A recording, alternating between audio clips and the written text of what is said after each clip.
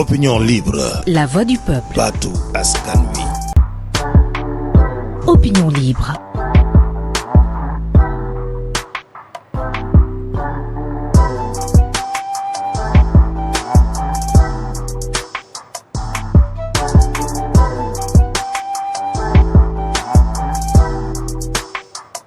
Il vient de paraître, Manam Mingi Sogogin. Découvrez Serigne Abdou Mbacké, guide de la révolution sénégalaise 2021-2024. mu di livre bu am doole soqee ko ci loxol bindkat bii di Pape Makhtar Diallo, édité par Opinion Libre. livre bi nag comme ni ngeen ko gisee dafay fàttali taxawaay bu am solo bi Serigne Abdou Mbacké amal ci jamonoy 2021 ba 2024. muy retracé waat itinéraire bu révolution sénégalaise sukkandiku ci ay fait yu précis te dëggu. ci juróom benneelu ouvrage am Papa Makhtar Diallo daf ci bëggoon a rendre hommage nit koo xamante ne foo natt tolluwaay wi weesu na ko. bu loolu weesoo gannaaw hommage boobule dafay dellu siwaat ba tey sur la révolution sénégalaise pendant cette période charnière. ci biir livre bi di ngeen ci jàng waxuma la rek seede yu am solo bu bindkat bi waaye itam seedes ay prêcheurs ay chefs religieux ay universitaires anciens ministres ak i simple citoyen ñoom ñëpp daal di booloo ngir raconter histoire ak influence nit kooku nga xamante ne amul dendandoo. ci xët bu njëkk bi di ngeen ci am mbinduk monsieur El Hadji Malick Ndiaye di président bu assemblée nationale bu Sénégal. ca xëtu postface ba nag di ngeen ca am mbinduk monsieur Mouhamadou Ngouda Mboup di président bu conseil d'administration bu port autonome de Dakar. livre bi nag disponible na fi mu toll nii mën ngeen ko am ci ñaari junni dong maanaam 10 000 francs CFA seulement. gaaw leen gaaw passé seen commande ci Opinion Libre woote leen ci 70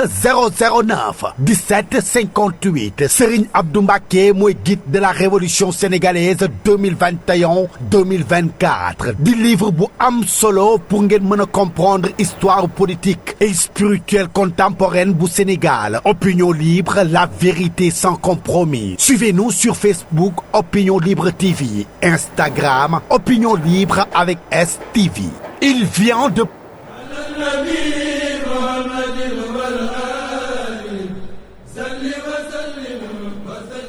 asalaamaaleykum. aleykum salaam. sëñ bi fii mooy Touba technologie. papa fii mooy Touba technologie. man de saa xam nga lu samay tànk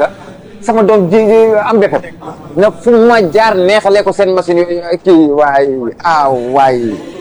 coordinateur. papa kenn du wax coordinateur. ordinateur la ñuy wax. ngoo papa da yegg si nag jàmm nag ci Touba technologie. lépp lu ngeen bëgg ci xeetu matériel ordinateur boo bëgg rek. mu ngi fi ban marque nga soxla. kii. papa jéeméer. papa Touba technologie am na marque yëpp. nga ni multimédia. waaw informatique. waaw accessoire boo bëgg nag mu ngi fi. caméra nag papa surveillance bu mucc ayib dernière génération papa mu ngi fi. la ma ci gën a neex nag mooy caméra de surveillance. surtout loolu. Touba technologie. multimédia informatique.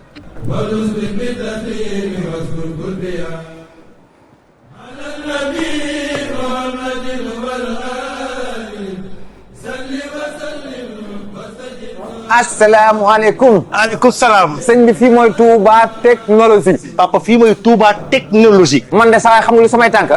sama doom ji am bépp na fu ma jaar neexalee ko seen machine yi kii waay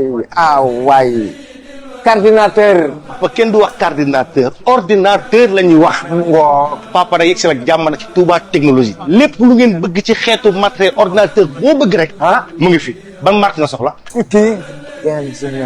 papa jéeméer. papa Touba technologie am na marque yëpp. nga ni multimédia. waaw informatique. waaw accessoire boo bëgg nag mu ngi fi. caméra nag papa surveillance bu mucc ayib dernière génération papa mu ngi fi. la ma ci gën a neex nag mooy caméra de surveillance. surtout loolu. Touba technologie. multimédia informatique.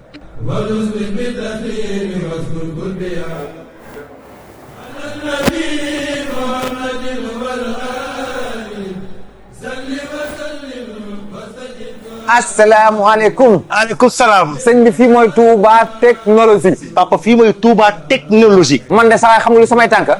sama doom ji am bépp na fu ma jaar neexalee ko seen machine yi kii waay coordinateur. papa kenn du wax coordinateur. ordinateur la ñuy wax. ngoo papa da yegg si nag jàmm nag ci Touba technologie. lépp lu ngeen bëgg ci xeetu matériel ordinateur boo bëgg rek. mu ngi fi ban marque nga soxla. kii.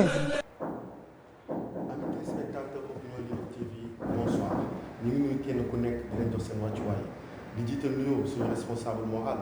Seyd Mouhamadul Moustapha Sy hafizahullah wa wara di mel aussi nuyoo suñu capitaine Mame Cheikh Ahmed Tidiane Sy Moustapha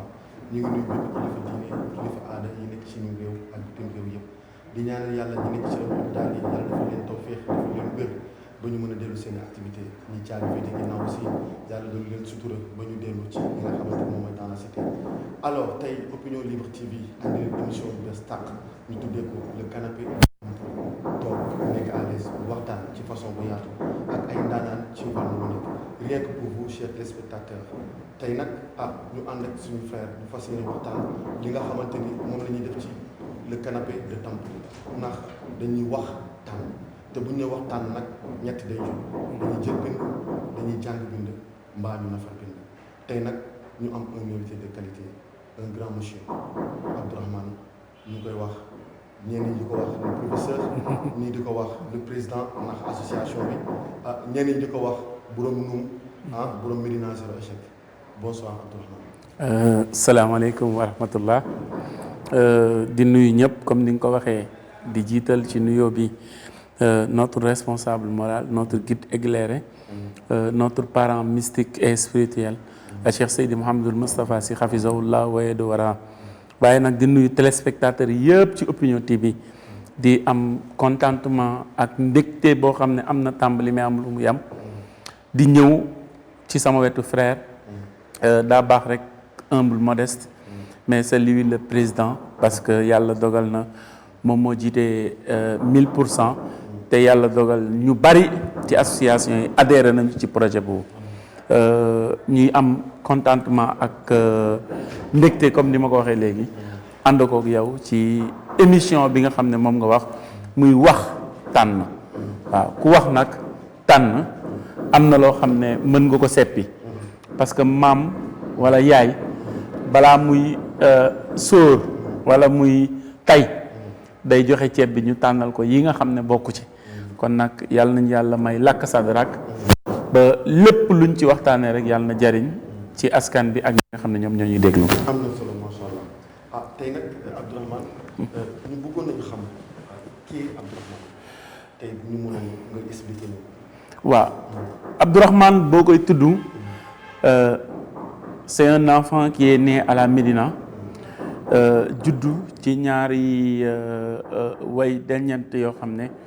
kii ñu ngi koy wax soxna Guèye ñaan yàlla na yàlla yokk leeram keneen ki ñu koy wax Amadou Tidiane Diallo muy sam papa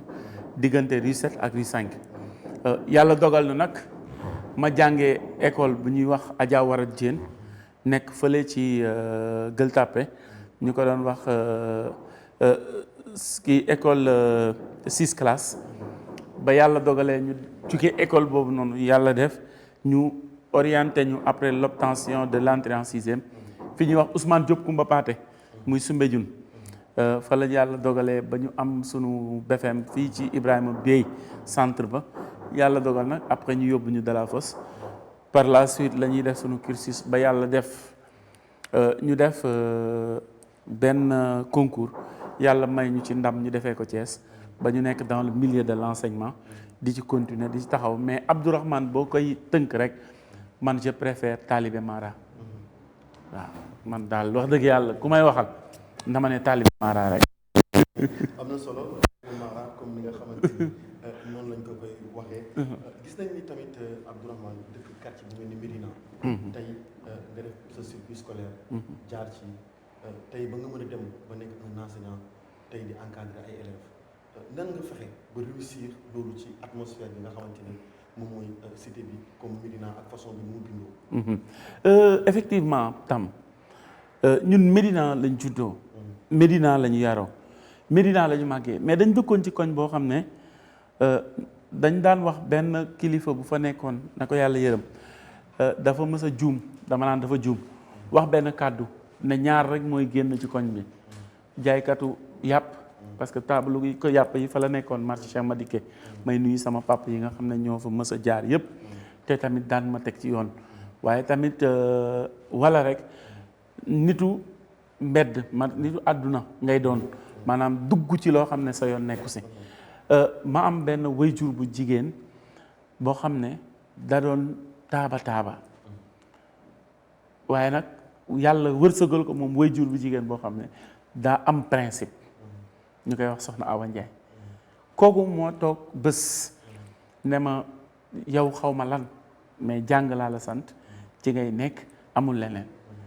def nañu yëfu xale nag tey nga def lii suba nga def lale mais li ma la ko wax rek daa am benn cadre bu ñu dugaloon muy la dayratul mustarshidin wal mustarshidat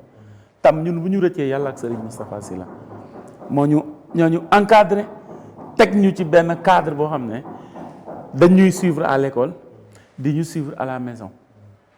teg ñu ci benn cadre boo xam ne soo daan gis ku mel ni Ibrahima Mendy yàlla na yàlla yokk fanam te bàyyi ko ba ci kanam wala Père Biram Ba daanoo sol ñame sol kilote mooy jàng biñ lay jàngal ne lii tax nga gën sa morom booy sangu doo ko summi te mooy jikko la ñu fexe ba def ci ñun ñu xam ne ñun nag on a aucun intérêt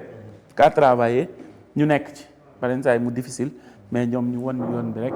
ba yàlla ubbi wërsëg yi ñu nekk ci di liggéey noonu la demee. par contre tey gis nañ ni Médina ñu bëri bu ñu koy tudd dañuy jàpp ni quartier la boo xamante ni ndaanaan war a fa jógee te pourtant dañuy fënatal rek parce que am na ñoo xamante ni mënoo tudd ndaanaan yi nekk ci biir Sénégal yëpp te génnewoo ci ay Médinois moo xam ci wàllu bu nekk ci culture bi moo xam ci sport bi moo xam ci politique bi pourtant am na yàgg nañu am ay ndaanaan mais tey dañ jël quartier bi dippee ko ci quartier boo xamante ni anarchie bi la ñu gën a jàpp ni wala folklore bi moo ëpp foofu ba jàpp ni ndaanaan moo ëpp fa mën a génn tey ñu gis ni Médina génne na ay ndaanaan boo xamante ni tey mi ngi encadré ñaata ndaw tey téye leen gis ni tamit loolu pour nga def ko dafa laaj benn engagement bëggoon nañ xam engagement boobu noonu lan moo la motiver ba nga mën ko am ba tey réaliser li nga xamante ni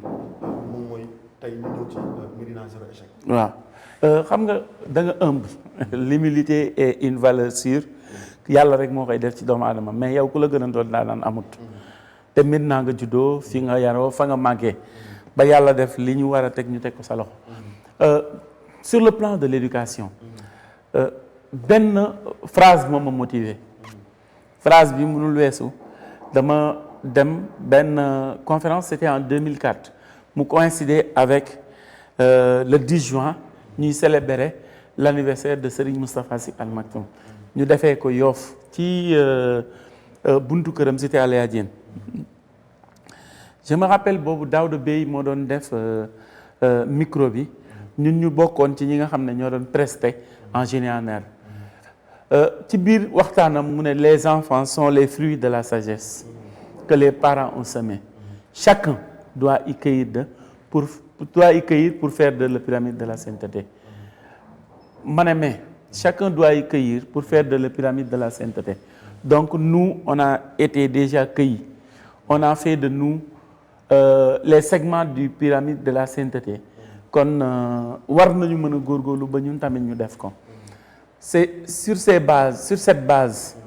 la ñu commencé en 2005-6 ñu teg ce qu'on appelle la confédération des jeunes intellectuels de la Médina bi ñu ko tegee ci benn cadre ñu tënk ko li may wax ñi ko doon doxal ñu ngi fi ba tey Pape Sy bi nekk ci mairie bi rek peut en prendre témoin parce qu'il était le secrétaire général Djibi Coulibaly peut en être témoin parce que boobu noonu defe naa mooy relation extérieure j'étais le président ñoom Ndeye Fatou Chimère Ndiaye ñoom ñëpp ñu nekk ci cadre boobu noonu objectif bi mooy lan on veut plus voir des enfants dans la rue organisé wu à Charles Baudelaire ba di leen jàppale pour ñu xool lan la ñu manqué ñu mën ko taxaw ci cadre boobu noonu la ñu ne confédération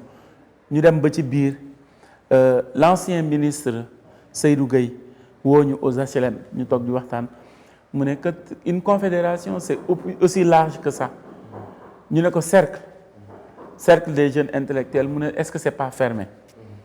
mu defal ñu ci benn angle d'aperçu ñu nekk ci di travailler mais à Charles Baudelaire fa la ñu commencé on organise di jàpp suñu paree chaque vacances ñu def les 48 heures du séjour wala les 72 heures organiser des activités festives allant dans le sens de primer les meilleurs ba tey am na ñoo xam ne ci lañ jaar ci lañ génn nekk ci bay liggéey am na ñoo xam ne tey jii ñu ngi waat ci benn cadre bi léegi nag bi yàlla dogalee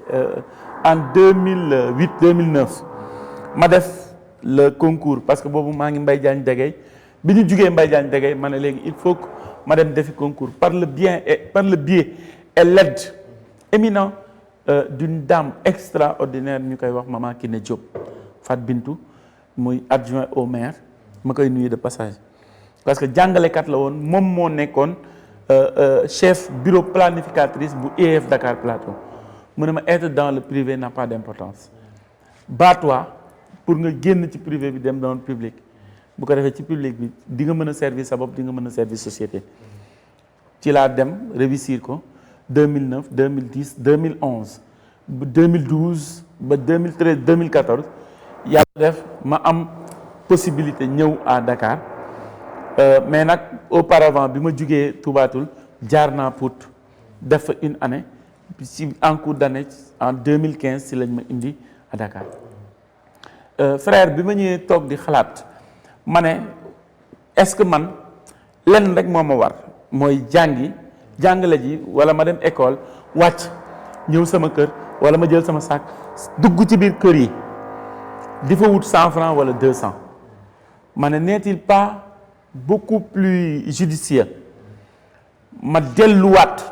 ci biir société bi xool lan laa leen war a mën a indil benn phrase tamit moo ma ci dimbali mooy waxu maam Cheikh Ahmed Tidiane Sy Al Maktoum bi après l'instruction exerce un métier et évolue à l'instar des grands et des philosophes éclairés ma ne évolution à l'instar des grands c'est à partir des êtres humains et les êtres humains rien n'est plus audacieux ou bien captivant d'aller vers les enfants ci lañ toog xalaat ñu ne léegi ñun lan la ñu war a teg ban cadre la ñu war a teg pour mën ko doxal ci la ñu indi nouvelle orientation unitaire de la Médina ñu ne il faut qu'on réoriente parce qu'il y a une orientation d'abord parce qu'on parle maintenant dans le système éducatif du curriculum de l'éducation de base ñu ne foog ñu réorienter ko vers approche bi nga xam ne noonu la ko sunu kilifa yi bëggee l'approche par les compétences di nga gis ku dem ba am DEAam wala mu am maîtrise am mais du mën jàngal doomam parce que approche bi moo changé ñu ne ñun Médina y a pas des gens yoo xam ne am nañu possibilité di fay 30 000 wala 40 000 les cours à domicile ça va être compliqué pour eux et bu ñu bàyyee rek les enfants vont vers la dérive ñu xool nan lañ koy organiser initiative bi c'était de mettre en place des ateliers de lecture et d'écriture. Si je comprends bien. donc foofu tey da ngeen def bénévolat. donc da ngeen def élèves yi ñu fay. déedéet. da ngeen juste regrouper. dajale. ñi nga xamante ni seen kattan. waaw may ci di fay. mu ngoog ngeen dajale pour di leen jàngal. waaw ci la ñu commencé en 2020 boo xoolee dafa tombé période Covid xale yi jànguñu ñu woo leen suñu salle di def ak ñoom ay révision defe naa ñi ci nekkoon sax tey am na benn élève moomu ci gën a marqué mu ngi def CM1. salle yi ci école yi la wala da ngeen xool salle rek boo xam ne. waaw boobu école tam boobu école tëj nañ ko kenn amatu ci accès. ok période Covid. ñu ne léegi xale yi école tëj nañ ko kenn amatu ci accès distanciation sociale te teewul xale yaa ngi ci mbedd mi. nañ leen woo ci sunu salle ci laa jël sama salle aménagé ko jënd ay table de par même point propre def distanciation bi di leen recevoir su ma recevoir 10 le matin pour 3 heures de temps ma noppali ko 1 heure jël recevoir 10 mën naa recevoir ba 50 élèves. mais avec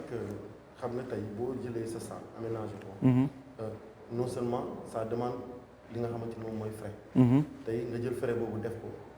te en retour élèves bi nga fay. déedéet est-ce que après doo amoo ci ay jafe-jafe par rapport ak li nga xamante ni noonu nga mën a gérer parce que tamit am na loo xamante ni dafa am lu mu laaj. pour nga doxal ko. waaw doo am jafe-jafe xam nga lu tax man dama ne bu fekkee dëgg la si c'est vrai dina am résultat mais si c'est pas vrai moom bul sonal sa bopp du dem ba ñu koy tàmbali moom laa la doon wax Papa Sarr bi nga xam ne moo ci nekkoon CM1 ren mu ngi def première en série stage ñu koy travailler am na ñoo xam ne c'est des parents bénévolat parce que ñu ngi ko doon defee fu mel ni Jekko ku mel ni Nino bi mu ko déggee dafa ne là ça c'est une bonne chose il a fait venir des enfants mais tamit jël benn participation def ko ci mais participation bi tam lu mu ñëwaatee tamit c'est les enfants parce que tam di nga am xale bu ñëw toog di jàng amul kay amul bic bi yàlla defee Covid bi passé nag ñu ne on va aller au niveau des écoles ci la ñu commencé def Alassane Ndiaye Alou ñu commencé. foofu dañ leen am autorisation dem fa. wala waaw dañ leen ko jox noonu sans autorisation. waaw bi ñuy teel a départ à Alassane Ndiaye Alou amuñu woon autorisation l'ancien directeur mu ngi nekk léegi nu mu tudd lycée mixte Maurice Delafosse moom moo ñu dañ demoon seeti ko rek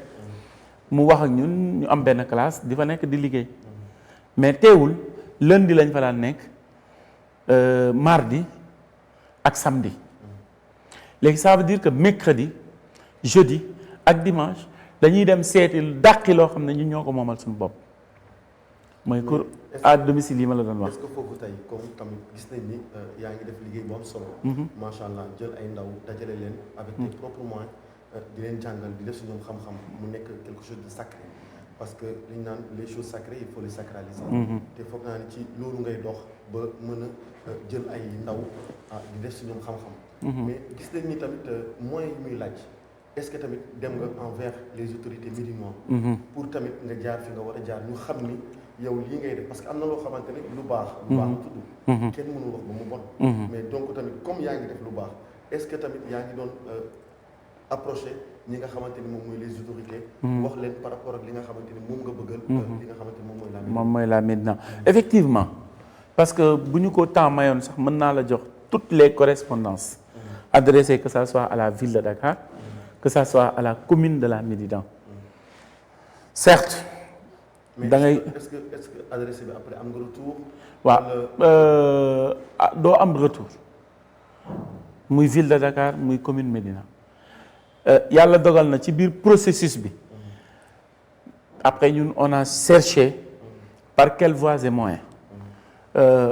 bi ñu demee Alassane Ndiaye Alou dañu mujjee delluwaat IEF. waxtaan ak ñoom ne leen lii mooy objectif bi jox leen des termes de référence jox leen un plan de travail tam bi ñuy njëkk commencé loolu noonu dañ ci sargaloon l'ancienne institutrice bi nga xam ne moo doon jàngal l'actuel ministre de l'éducation nationale muy madame Diagne Sophiatou Mbodj keroog bi ñu ko indee Médina ñu bari dañoo jooy te par l'intermédiaire de maman Kiné Diop la parce que ñoom ñaar ñoo nekkandoo ci école bi la dame je touche du bois yàlla na ko yàlla yokk elle avait presque 80 et quelques années teewul ba tey elle est dans les classes en train de se battre pour l'éducation des enfants doomam nekk DRH léegi bi ñu defee loolu ñuy tàmbali ba ci sunu 3e année ñu ñëw école ñu ñëw Douta Seck def fa sunu benn fête tuddee ko graduation day jël xale yi may leen lu ñu am def ak ñoom daaw ñu def ko maison de la presse le ministre était là avec l'ensemble de nos collaborateurs ñu ànd ci di liggéey ren bi ñu ko yóbboo Sorano parce que le nombre commençait à grandir et les enfants y voyaient leur compte parce que le taux de réussite était visible ku fa ñëwoon keroog xam ne lii ñuy wax nii du ay caaxaan am ay partenaires yoo xam ne gis nañu ne lii lu baax la ñu ne dañu ci accompagner doomu Médina ci doomu Sénégal ci la bokk ak le directeur de ISM Sali muy Idrissa Meng ñu doxal ci ba ren le maire de la commune de la Médina nous a appelé en nous disant que il sera représenté par Mame Beytir muy doon ku baax mooy le président des AIC Mame Beytir Meng Jeannot Bokandé l'autre la Ablaye Mbaye ñoom ñëpp ñu ñëw teg ci seen loxo ñu ne lii dañ koy doxal mu avancé mais bañ ko doxalee mu avancé le maire nous a reçu d'une manière symbolique mu yëkkati benn enveloppe teg ko ne là c'est pour les enfants ma woowaat booy yi ne leen lii maire moo leen ko jox on va lui écrire une lettre pour l'expliquer mu doon nag loo xam ne man dama ko ciy gërëm di ko sant waaw def na ko ren wax dëgg yàlla ren dugal na ci loxoom te tamit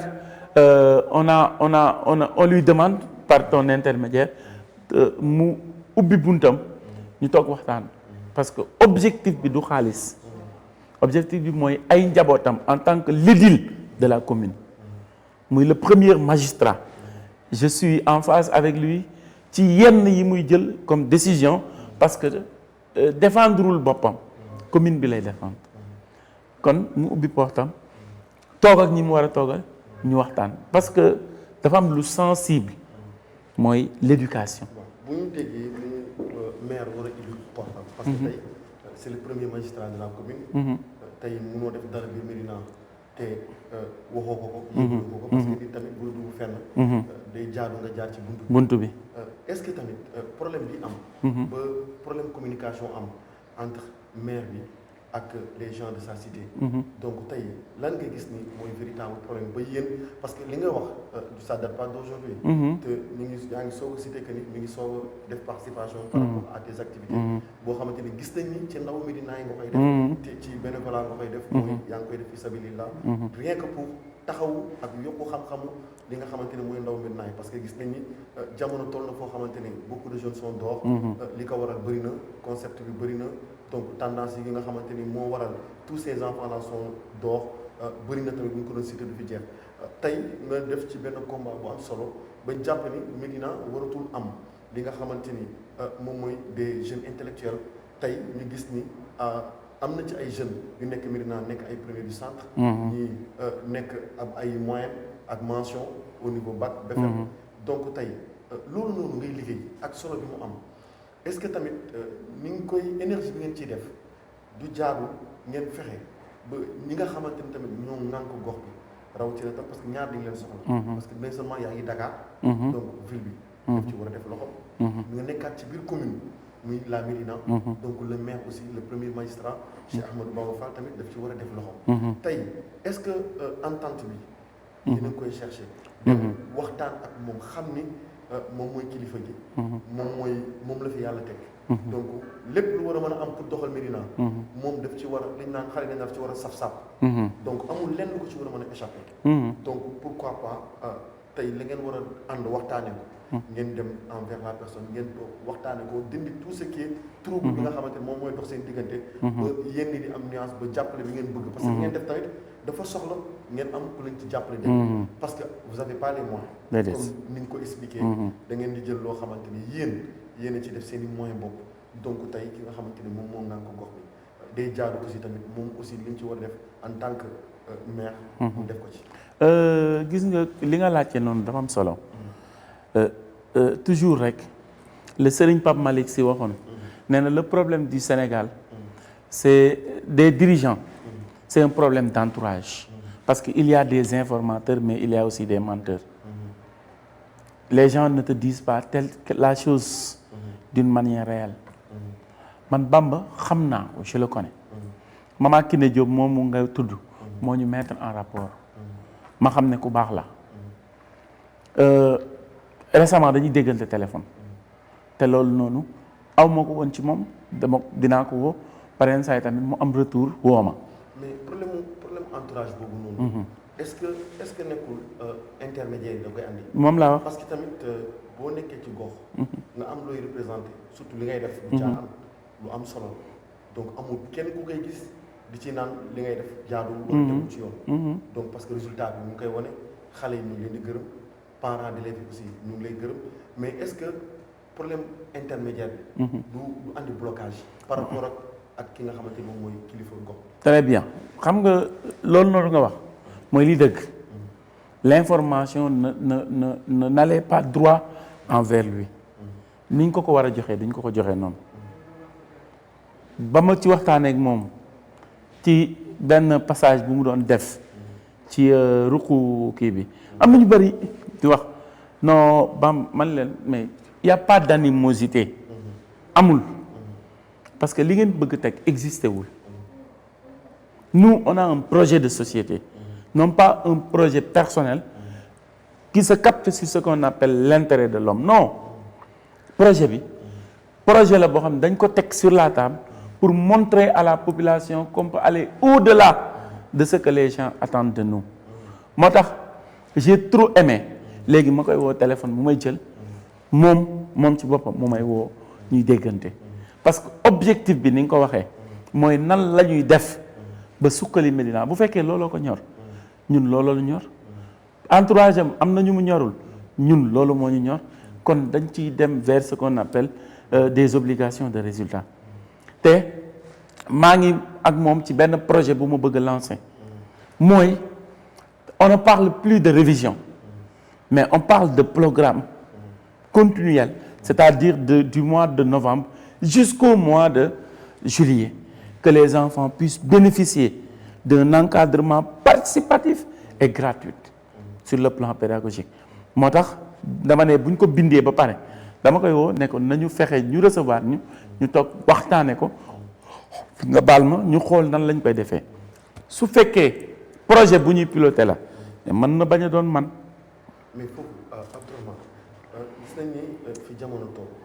tey am na loo xamante ni yow mën nga def bénévolat. mais est-ce que professeur yi ngay jël parce que yow kese mënoo dugg ci très bien di jàngal tous les élèves. donc mais est-ce que yow ñi nga xamante ni yaa ngi leen di jël. ces professeurs là parce que tamit war a bàyyi seen activité ñii tamit dañuy am ay cours à domicile. wala soit ñu def ay cours de révision dans certaines écoles. donc ñooñu bu ñu naree bàyyi loolu ñëw pour jàppale li nga xamante ni moom mooy les jeunes de la Médina par rapport ak élèves yi est-ce que tamit am ngeen lu ñoo xamante ni mën nga leen ko récompenser. est-ce que budget boobu tamit mi ngi fi. waaw budget boobu tam si yàlla dafa dogal ñu réfléchir ko parce que budgétiser c'est prévoir des choses qui ne sont pas encore là depuis waaw moom laa la bëgg expliquer depuis 2023 dañu cibler des personnes de bonne volonté ñu am ci 20 personnes de bonne volonté on les appelle mooy li ñuy tuddee ndayu daara ak baayu daara ñu ne leen ma ne tonton Tamsir ñun de bëgg nañu chaque weer bu dee ci li la yàlla wërsëgal nga may ñu 5000 xam nga 10 personnes 50 000 la 20 personnes 100 000 la 100 000 francs ce n'est rien par rapport à ce que nous faisons mais tey suñu jëlee 2 professeurs ñu ñëw ñun suñuy dem dañ leen di wax ne leen en terme d'heure dinañ la jox sa transport nangam ma ciy gërëm bu baax Pape Amadou Seck mi yoroon trésorier bi tey dafa dem di liggéey feneen bàyyi kook Aïcha ñu koy liggéey te li ci gën a neex Tamsir mooy man du ma gis xaalis souvent c'est les enfants eux-mêmes ñoom la ñuy jàngal la règle de la droiture et de la gestion ren ki ko yoroon Aji Gayel la tudd moo yoroon xaalis mi saa bu ñëwee ci loxoom lay jaar professeur bu pare moo lay jox sa enveloppe pour nga dem sa transport dinañ dem nag ba ay le 20 le 25 mais bu boobaa amatuñu transport dañuy dem ci ku mel ni comme li ma la wax tonton Tamsir ñame nañ ko poñe ko ne ko tonton Tamsir il nous reste 5 jours lii mooy projet bi lan nga ci mën dugal demaat ci keneen ñooñu noonu yëpp dugal seen loxo ñu taxaw mais on va changer de formule cette année pourquoi parce que y a des partenaires qui sont déjà là. voilà parce que changement boobu noonu. moom laa moom ci inquiétude parce que tey am na loo xamante ni nit ñi même bu ñu nekkee bénévolat parce que tamit nit ñi ay nit rek lañ. dañuy am seen i soxla dëgg la mun nga am yaakaar ci ñoom mais est-ce que à chaque instant ñoom dinañ mën a def li nga xamante ni. moom nga demandé. parce que am na loo xamante ni nag wax dëgg yàlla système. yenu ko. moo gën a yenu maanaam nga wér ko ci ay nit. ci ay nit parce que nit ñi dañuy am seen i soxla. di doxal des fois tamit mën na fi nekk ñu yéene la ko. xam nañ la ñuy def lu baax la. moo tax ma ne la est-ce que approché nga maire parce que am na loo xamante ni système a koy doxal. te quand on parle de là te ci mairie bi système la. biir Dakar système la. donc ak ay partenaires yoo xamante ne ay entreprises lañ système la. parce que ñooñu amaana mën nañ teg loo xamante ne mën na yóbbu nga ci at bi. moo tax ma ne est-ce que yéen a ngi xalaat ci côté boobu. très bien ci biir loolu moo tax ma ne la y a un partenariat boo xam ne mettre nañ ko en œuvre soo xoolee ren ñi ñu accompagner ñëpp da ngay def S2 mu doon un partenariat boo xam ne moo ci jàpp nga am ku mel ni Boubacar Diallo di Yebubs mu doon un partenaire stratégique nga am FAIS nga am doomu Sénégal mu doon un partenaire boo xam ne nga am Dakar informatique service ñoom ñëpp ils sont de la Médina nga am ICOTEP mais ci biir ñooñu nga am ku mel ni LPM librairie papeterie Mouhamad nekk à la rue 17 ñooñu noonu yëpp ce sont des gens yoo xam ne ils ont mis en place un projet d'accompagnement ce projet d'accompagnement nag ñun dañu ne mënuñu ko mettre en œuvre tant qu'il n'y a pas la main comme ni nga ko waxee du système dirigé par l'autorité communal muy le maire Bamba Fall bu ñu paree projet bi dinaa ko woowaat mu recevoir ñu jox ko le projet xool ñoom nan lañ koy mën a piloter sax pour le compte parce que ce sont les enfants de la commune qui en ont besoin am na ñoo xam ne tey dëkkuñu Médina ku mel ni Mamadou Saré 7 dëkkul Médina mais il participe volontairement pour la bonne cause de ce programme parce que dem na sax ba tooñ ma yaa ngi koy dégg keroog Sorano madame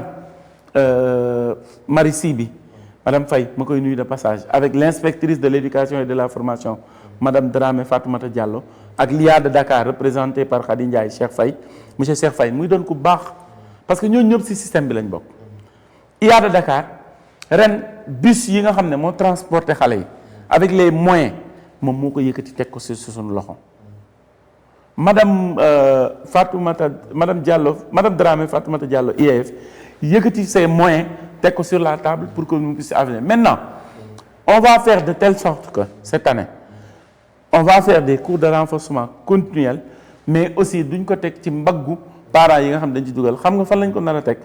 mooy dañ koy teg ci mbaggu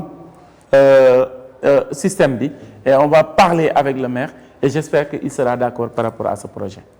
waaw. voilà donc mu nekk lu am solo parce que tamit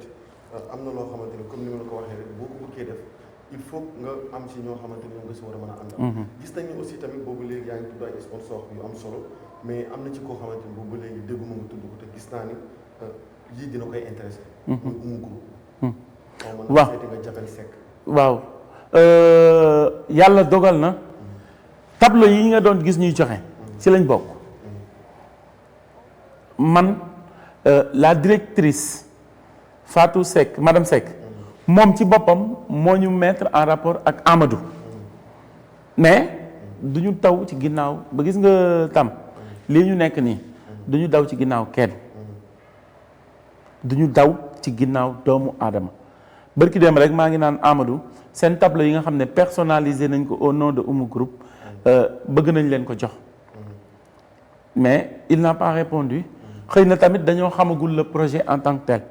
mais ils sont au courant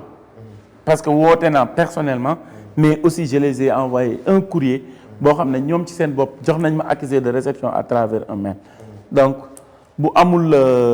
retour ci ñoom la mais toujours nous sommes ouverts pour mën a travailler ak ñoom parce que ñoom li ñuy def c'est pour l'éducation et la bonne cause mais ñun tamit li ñuy def c'est pour l'éducation et la bonne cause. waaw xam nga comme tey wax nga lu am solo comme ni ñu koy waxee xam nga tamit des fois gis nga boo ko xoolee ci sa bopp. yéen aussi da ngeen nekk seen activité am occupation de telle sorte que vous avez même du mal à répondre à très bien pas mal de choses. Des fois tamit peut-être comme entreprise Oumou Group entreprise bu ndaw. wallaahi ñi ci liggéey bëri na seen i activité li mu laaj bëri na.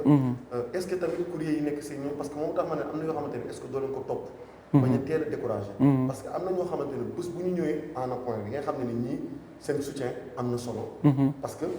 man am na loo xamante ni xam naa nit ki ci cadre jàng lu mu ko ñoree. ak li nga xamante ni loo xam ne dox ci droiture. donc tey connaissant la personne man je pense que ni bu yëgee li nga xamante ne moom mooy la vraie information. parce que am na loo xamante ne bu ñëwee day jaar ci courrier yi mais est-ce que dossier bi yegg na ci moom et tout. donc tamit ngeen bañ a xaddi wala bañ a teel a bàyyi. parce que tamit du topp ci ginnaaw kenn ça veut pas dire que di courtoiser nit aveuglément. mais am na ñoo xamante ne aussi fàttali. day baax. par rapport ak li nga xamante ni moom ngeen nekk. ren tamit gis nañu ngeen def journée de l'excellence bu am solo ngeen yóbbu ko Sorano. Sorano boobu noonu tey bëggoon nañu xam naka ngeen def bu organiser ko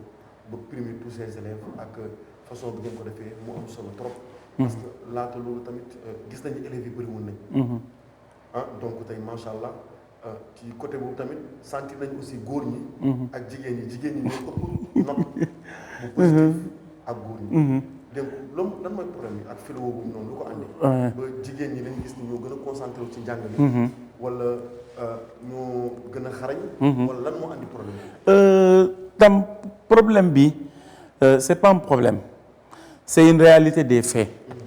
bu ñu defee benn entre parenthèse rek Oumou Group damay nuyu bu baax madame Seck. parce que tamit bu ko neexoon mu bañ ma wuyu. mais à partir de son téléphone chaque jour ma déranger ko mu wuyu ma. wax ak man ma jox ko kii mais xëy na ki ma booleel yàlla dogal na ni mu war a réactiver demul noonu beneen bi ci topp li nga ma wax nii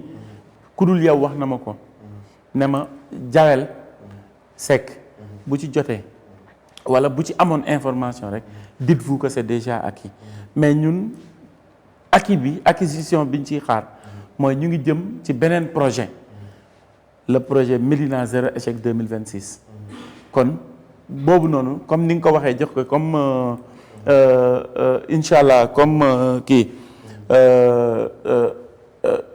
loo xam ne moom la ñu war a réactiver incha allahu rabbi dinañ demaat bindaat leen tableau yi ñu am yi nga xam ne ñoom ñoo ko moom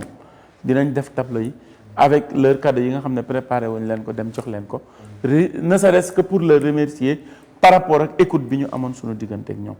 yal na yàlla fay leen li nga wax tamit dafa am solo mooy dañu dem maison de la presse daaw yàlla dogal na am na ñoo xam ne sax amuñu fu ñu toog Tamsir ñu ne ñun waratuñu dem ci place boo xam ne kenn du toog dañu war a toog ba place yi des loolu moo tax ñu dem xalaat 1100 places bi nga xam ne moo nekk Sorano ñu ne nañ fa yóbbu xale yi le résultat comment on explique le phénomène bi nga xam ne jigéen ñi ñoo ëpp góor ñi parce que les xale yi góor ñi ni ñu leen war a dégloo lañ leen dul dégloo fougue de jeunesse da ciy am dem ba benn moment boo leen mënatul déglu dañuy fuguer wala dañuy yëg seen bopp sànni loxo dem seen yoon mooy il faut savoir écouter la personne tam ñun daaw récupéré nañu benn boy boo xam ne am ci yaakaar daaw jékk am ci yaakaar ba ren la am bac te deuxième tour la jàll au BFM situation bi naroon dégénéré sa maman demoon na ba dafa découragé mais ñu récupéré ko ren am na bac bi ñu koy dem di fayal dans une école privée fii dañ dem laaj demande pour ñu wàññil ñu bañ mais li ma la ko waxee rek c'est de bonne volonté qu'on a eu à voir budgétiser ko jox leen seen quota ñoom ne leen dimbali leen ñu ci pour ñu yóbbu ko ci école bi ba ma ko yóbbu ba ma inscrire ba dafa jooy ma ne ko sama yoon nekkul ci say rangoñ objectif bi mooy il faut me chercher une très bonne moyenne nga indi ko ñu xool nan lañ lay génne yóbbu ko de la fosse bi mu defee 2 ans de la fosse ren am na bac il a eu son baccalauréat bokkoon na ci ñi soloon toji ci kaw yaayam bi mu ko déggee chaque jour daf may woo day wax ba day jooy mais loolu sant yàlla la beneen bi stop mooy jigéen ñi tey tendance bi mooy ñun jigéen ñi la ñuy gën a déglu ko góor ñi comme ni ma la ko waxee il faut qu'on fasse ce qu'on appelle la politique xam nga dañ doon wax SCOFI la scolarisation des filles mais politique bi ren dafa war a changer dafa war a dem ci leneen mooy la scolarisation des garçons mais aussi insister pour ñoom tamit ñu toog ci école bi gis nga lii ñuy organiser nii wala c'est pas pour se glorifier mais am na xale yu bari yoo xam ne tey bëgg nañu jàng ndax lii daa am benn booy moo Mouhamed Ngom ma koy nuyu de passage mu ne ma su am na ñu bari bu ñu la teeloon xam duñu bàyyi jàng parce que dinañ rey seen bopp pour mën a sol toge ci seen kanam morom yi ñu jox leen seen attestation jox leen sac boo xam ne dafay am ay cadeaux yoo xam ne moom la ñuy yóbbaale à la maison et que les enfants loolu rek moom moo leen di doon loo xam ne sac la parce que photo bi ngay photo wu ñu wane ko wala ñoom ñu koy statut rek daf leen neex ça leur fait plaisir bu ñu ko defee seen salle ku ciy def BFM lii maa la ko wax seconde première terminale doo nangu redoubler benn classe da ngay góorgóorlu pour ne xaaral ma dem ndax promotion bii ñëwaat en terminale ma mën cee bokk loolu mooy objectif bi léegi nag xale yi jigéen yi tendance bi ci ñoom la gën a bare mais góor ñi tamit aussi il faut que ñu xool ban politique l'État la ñuy def pour que ces enfants puissent aller rester mais être accompagnés à l'école. Voilà donc foofu sax lay ñëwee mais en tant qu'enseignant yéen ñi nga xamante ni yéen a nekk ci milieu bi di liggéey ban lan ngeen xalaat parce que tamit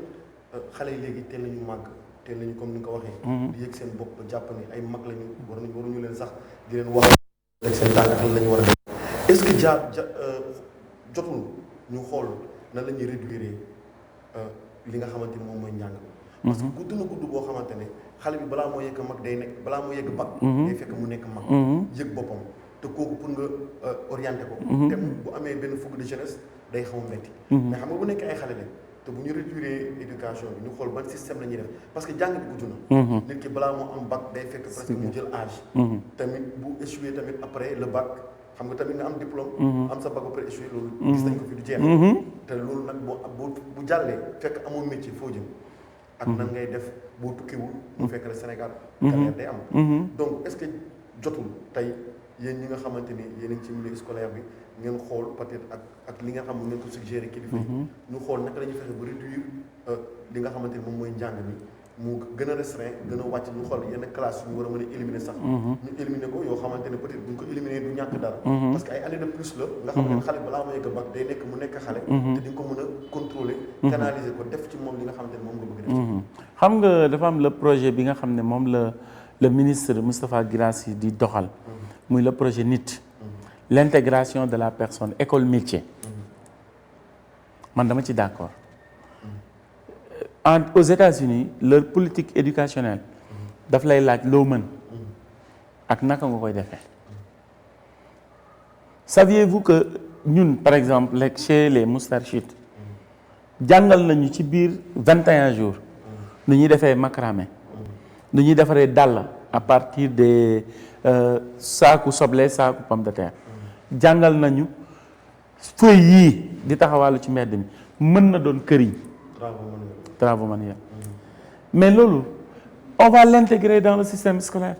beneen bi ci topp la réduction de l'année des années académiques dafa jot CI CP CE1 CE2 CM1 CM2 en 3 ans tu obtiens ton bac ton entrée en 6e. C'est une possibilité. Il faut qu'on y réfléchisse par méthode lañ koy defee en 3 ans le cursus sera fait maintenant boo demee 6e 5e 4e 3e. muy 4 ans plus les 3 ans muy 7 ans et quand tu obtiens ton BFM étant ayant la possibilité de pouvoir s'en sortir parce que loolu dama koy gis avec les classes multigrades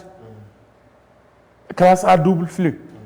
mën nañ ko organiser ba loolu mu mën a jur loo xam ne xale bi mën na dem au-delà de ses capacités parce que léegi avec les techniques d'information et de communication mais xale yi dañuy dem seen yoon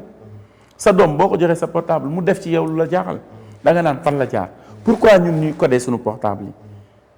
pour les mettre en sécurité par rapport à certaines agressions yoo xam ne mu ngi am sur le plan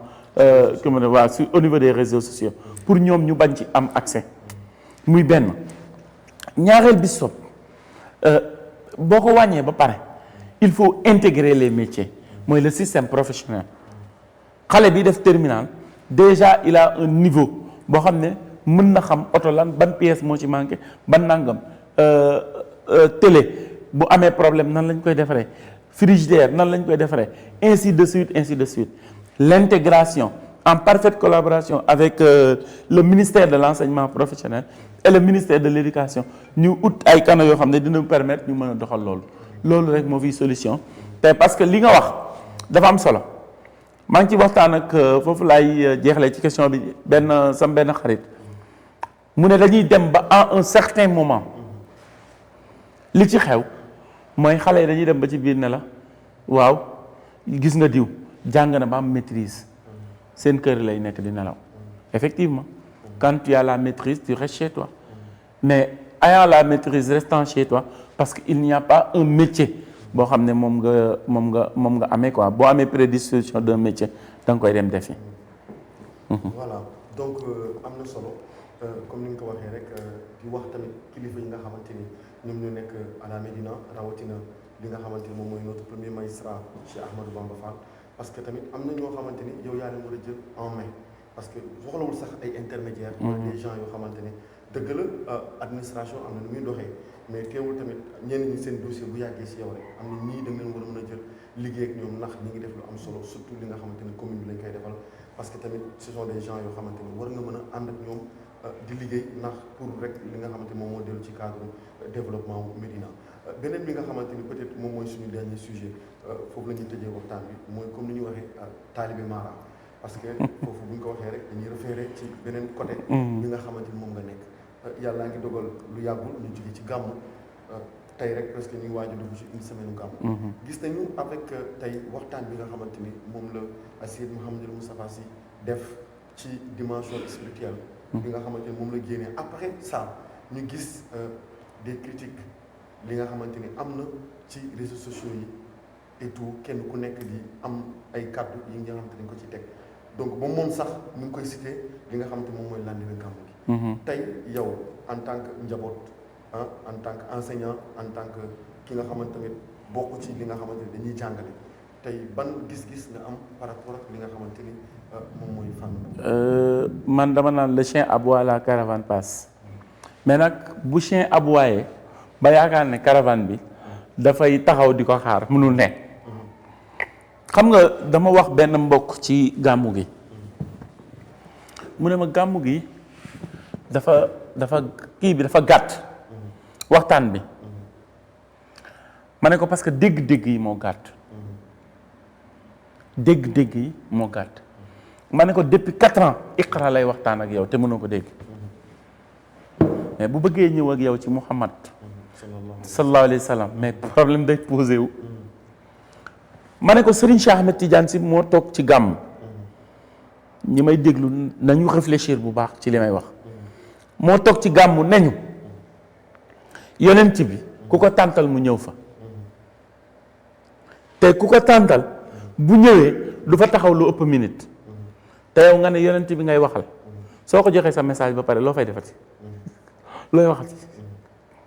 le message qu'il doit recevoir il l'a reçu c'est terminé. parce que Serigne Cheikh nee na yonent bi moo ëpp leer jant bi am na ñu ko weddi mais moo ëpp leer jant bi te jant bi fu nekk lay fenke léegi nag mu ne daaw bi mu fi jàllee wa kafallahu mu'minina al-qital lañ ko wax ren Serigne Moustapha jox ko message bi ba pare kon on n'a pas besoin d'aller trop loin pour expliquer la durée du discours bi nga xam ne moom la joxe beneen bi ci topp loolu Serigne Cheikh doon wax ci cadre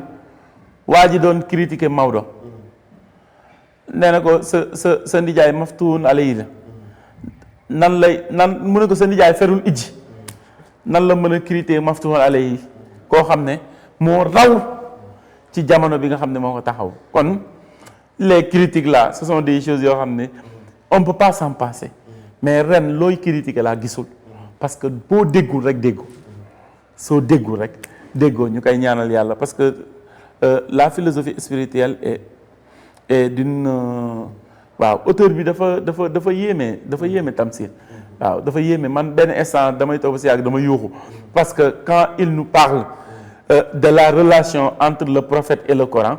mais loolu ku ko weddi doo nit yonent bi tolluwaayam ci biir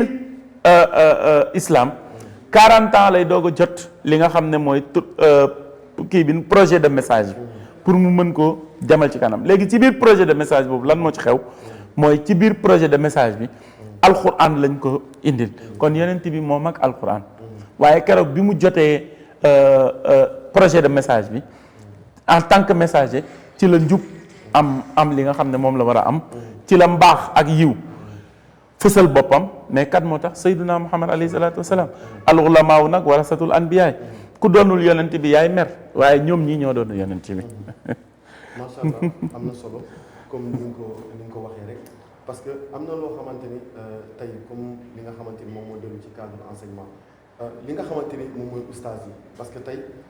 ki nga xamante ni moom mooy Seydi Mouhamadou Moustapha Sy hafizahullah wa ra'ah jàpp nañ ni l'islam ko ñor. diini moo ko ñor alquran moo ko ñor donc tey li muy def am na loo xamante ni boo xoolee rek périmètre bi ak paramètre bi nga xam ne ni caaxaan dajew fa ay tey ñaata boroom xam-xam ñoo nekk ci Sénégal ñëw di toog ci keppaar mën nañ ci citer exemple mën nañ citer oustaz Alioune Sall man jàpp naa ni ñooñu du ñu toog ci jotaay boo xamante dañuy fooye alquran dañuy fooye yonent bi wala dañuy fooye li nga xamante ne mooy kàddu suñu borom te ñi nga xamante ne aussi war nañu mën a xam sagesse su nit man jàpp naa ne critique boobu ñuy def parce que ñoom ñëpp diine moo la ko kuy wax ne diine moo la ñor ku mel ne Seydi Mouhamadou Moustapha am na yërmande yaatu na yaatu goo xamante ni ku xam-xam ñor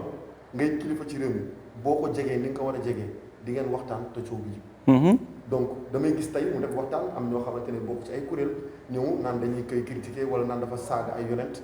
donc mu nekk ay détails yoo xamante ni da nga naan ñii xëy na fan lañ jàngee te pourtant waroon nañu def noblesse comme ñeneen ñu koy defee waxtaan si ak moom wala dañu mën a am audience parce que nee na bañul sax débat mais ak ko jaar ak ko jaar parce que tamit am na loo xamante ni tey bu ne diine moo la ñor diine moo ko ñoom ñëpp boo xoolee dañuy liggéeyal suñu borom te ku liggéey suñu borom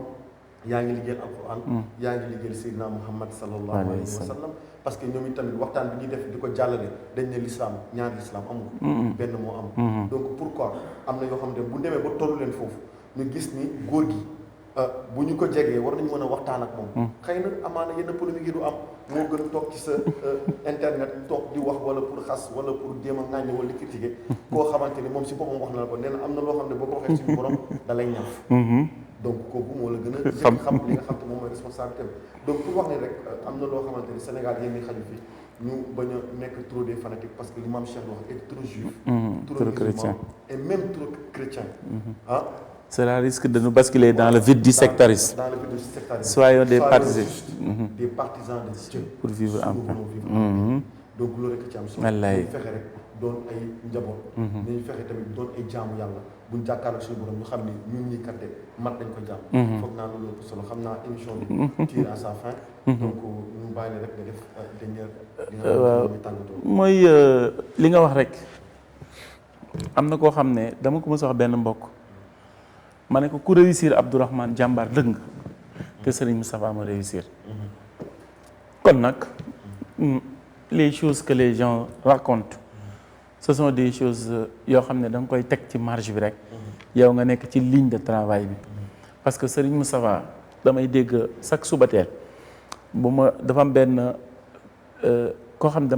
damay xool statem muy sa frère Khalifa Diop dama mës a jàng ci moom ci statem mu ne ku xiif rey ba su dëjëm boo ko rendalee nag yaa ko rey Xalifa baat boobu dama ma yéem ku xiif rey ku xiif rey boo ko rendalee nag ci dëjëm yow yaa ko rey parce que ku xam-xam ñor tamit boo demee ba ci keppaaru Serigne Moustapha te mënoo ko jël tamit nag sa bopp tëx kon foog ñu bindal la kiis mais ban kiis ngay naan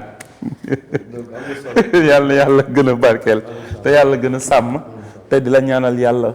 yow tamit fi nga teg sa tànk yàlla na ko yàlla gën a dëgëral di la wax ne jiite dafa metti ñun sax ak keneen ku dul ñun dinañ am benn vision critique à travers li ngay def mais tamit ni ma la ko waxee rek xam nga sëriñ maam Cheikh Capitaine dafa wax ne li sëriñ bi wax loo def doo ñoom du ñu yow taxaw ci sa kanam ku ko jël comme objectif mooy je dois avancer sûrement mais avec des précautions parce que ki bëgg fu mu fanaan ak ki bëgg ku ko wéttali tëjal buntu waru leen boole may gërëm bu baax waa Médina di ñaanal yàlla Sénégal yàlla na fi yàlla def jàmm te sutura ak barke yàlla na ko yàlla dugal ci lépp lu ñuy dugg ci barke yonente bi alayhi salaatu wasalaam waaye tamit di ñaan yàlla année scolaire bii ñëw la 8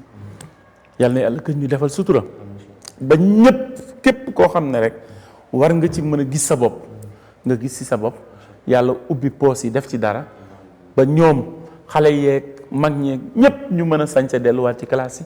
yi yàlla defal ñu naataange ba lépp lu ñu bëgg ñu defar ko may gërëm encore une fois di ñaanal sama responsable moral Cheikh Seydi Mouhamadul Moustapha hafizahullah waaye do war a di ñaanal maam Cheikh Capitaine di ñaanal waa Médina yëpp waaye tamit sans oublier sama arwa waaw parce que nit ku nekk am na arwaawam ma ca kër ga yàlla na ko yàlla gën a sàmm aar ko làq ko fa la ko yaaxatul egg di ñaanal sama waajur bu góor ak bu jigéen yàlla na yàlla xare leen àjjana waaye jàmbaaru Serigne Moustapha bi jàmbaaru Seydi Aboubacar bi nga xam ne moo ma def niim ma mel muy sama maam Awa Ndiaye di ko ñaanal yàlla na ko yàlla dugal aljana ci barzaqu Seyduna Muhammad alayhi salaatu wasalaam di la gërëm yow tamit wasalaamualeykum wa rahmatullah. waaleykum salaam wa rahmatullah donc waxtaan bi am na solo comme ni nga ko waxee rek li nga xamante ni moom mooy dellu ci le canapé de Tampro nii lay demee saa su ne ak ay ndaanaan ci jamono bu nekk ak ku nekk ak secteur bi nga nekk moo xam sport moo xam culture moo xam musique bàyyiwul kenn donc nañu xam ni jamono bi ñu ñëw dinañ ànd ak yéen ci ak ay yeneen ndaanaan yi nga xamante ni dinañ leen seeti wala invité leen waxtaan ak ñoom li nga xamante ni andi leen fii ci le canapé de Tampro mu waxtaan ak yéen comme façon bi nga xamante ni moom la ko suñu frère Abdourahmane defee mu am solo lool parce que comme ni ñu ko waxee rek ñett la dañ ciy jëlee bind jàng si bind nafar ci bind donc di nuyu ñi nga xamante ni ñu doon seetaan ñëpp di jox ñëpp seen wàccuwaay di nuyu aussi suñu frère boobu suñu jumeau Khalifa Ababacar Diop comme ni ñu ko tuddee léegi mu nekk un frère bu am solo macha allah ci côté xam-xam ñor ko lool bëgg ko lool aussi donc yàlla na ko yàlla defal léeru dënn sans autant tamit di wax tamit ñi nga xamante ne mooy téléspectateur li nga xamante ne moom mooy Opinion Libre TV c'était tout pour aujourd'hui donc nag ñu ngi leen jox di daje ak beneen invité de grande taille incha allah jaajëf.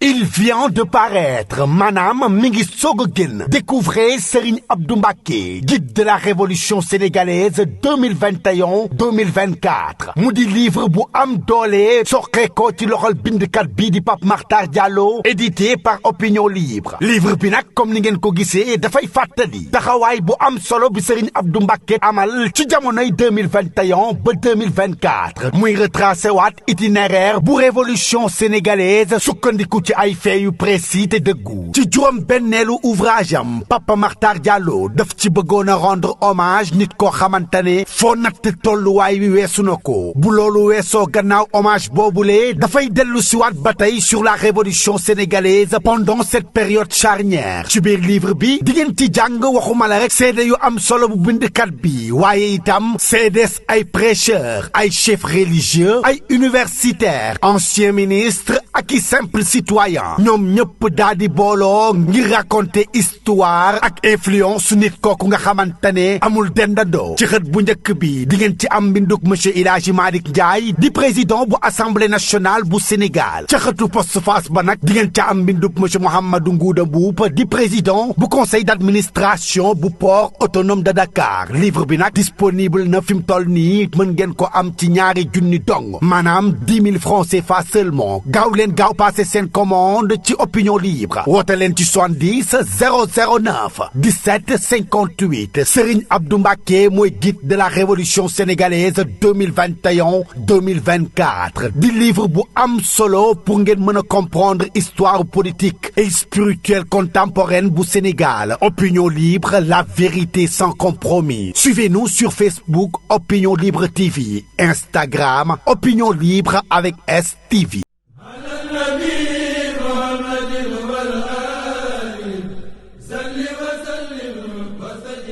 asalaamaaleykum. aleykum salaam. sëñ bi fii mooy Touba technologie. papa fii mooy Touba technologie. man de saa xam nga lu samay tànk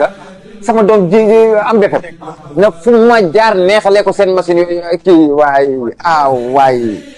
coordinateur. papa kenn du wax coordinateur. ordinateur la ñuy wax. waaw papa da yegg si nag jàmm nag ci Touba technologie. lépp lu ngeen bëgg ci xeetu matériel ordinateur boo bëgg rek. mu ngi fi ban marque nga soxla. outil ingénieur. papa gamer. papa Touba technologie am na marque yëpp. nga ni multimédia. waaw informatique. waaw accessoire boo bëgg nag mu ngi fi. caméra nag papa surveillance bu mucc ayib dernière génération papa mu ngi fi. la ma ci gën a neex nag mooy caméra de surveillance. surtout loolu.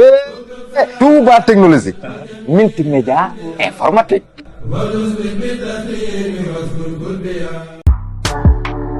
Opinion Libre.